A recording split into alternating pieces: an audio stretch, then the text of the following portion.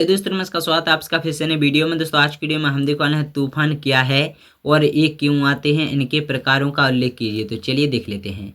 दोस्तों होता क्या है कि आंधी और तूफान वायुमंडल में होने वाले उन परिवर्तनों को कहते हैं जिनमें हवा सामान्य वेग से न चलकर तेज गति से चलने लगती है। सभी आंधी और तूफान एक जैसे नहीं होते, उनमें से कुछ ना कुछ भिन्नता अवश्य होती है। कुछ तूफान ऐसे होते हैं जिनसे बहुत कम क्षेत्र प्रभावित होता है और कुछ इतने भयंकर होते हैं कि हजारों किलोमीटर तक प्रभाव डालते हैं। जब हवा तेजी से चलती है और तो उसे आंधी कहा जाता है, और जब इस आंधी में धूल की मात्रा बहुत अधिक होती है तो इस धूल भरी आंधी को तब इसे धूल भरी आंधी कहते हैं। और गर्मियों में जो आंधियाँ आती हैं उनका प्रमुख कारण तापमान के बढ़ने की वजह से बना वायु का कम दबाव का क्षेत्र होता है।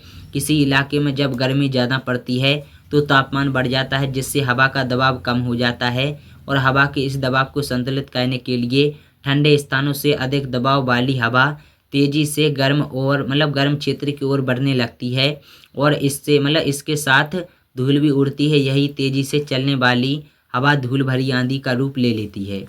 दोस्तों गर्मी के मौसम में उत्तर भारत में अक्सर ऐसी आंधियाँ या तूफान आते हैं जो दरअसल जलवायु में तेजी से हो रहे छोटे बड़े बदलाव मौसम चक्र को बिगाड़ रहे हैं। और उत्तरी पाकिस्तान और राजस्थान में तापमान अधिक होने पर गर्म हवाएं ऊपर की ओर उठती हैं और कम दबाव का क्षेत्र बना देती हैं।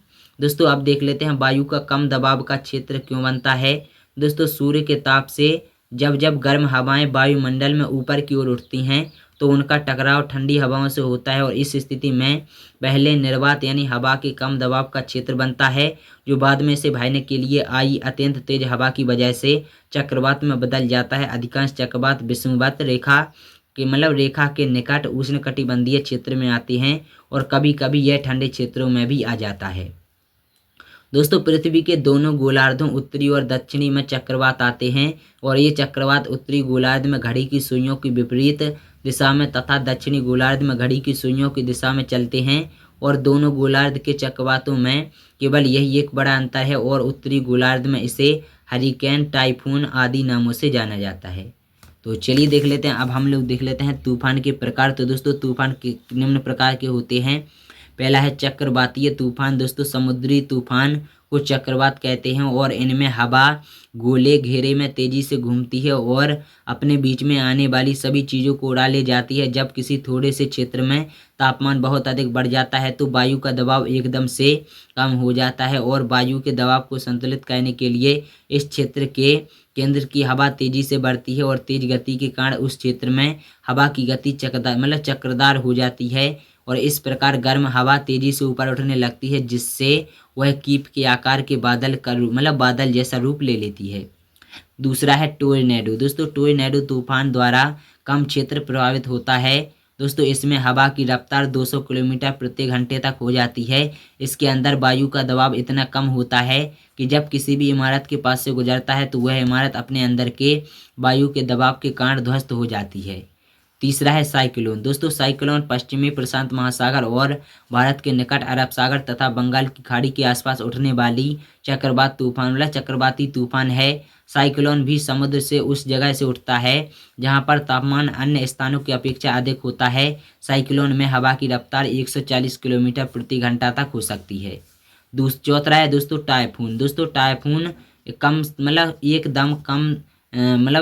कम दबाव का ऐसा तूफान है जो सागर के गर्म इलाकों में उठता है। जब हवा की रफ्तार 120 किलोमीटर प्रति घंटा से अधिक हो जाती है तो उसे टाइफून के नाम से जाना जाता है। इसकी अधिकतम रफ्तार 360 किलोमीटर प्रति घंटा हो सकती है और टाइफून प्रायः पश्चिमी प्रशांत महासागर से उठते हैं और इसकी आगे बढ़ने की रफ्तार 65 किलोमीटर प्रति घंटा होती है। और एशिया में तूफान सामान्यतः जून से नवंबर के बीच आते हैं, लेकिन अगस्त सितंबर में इनको सबसे अधिक खतरा बना रहता है।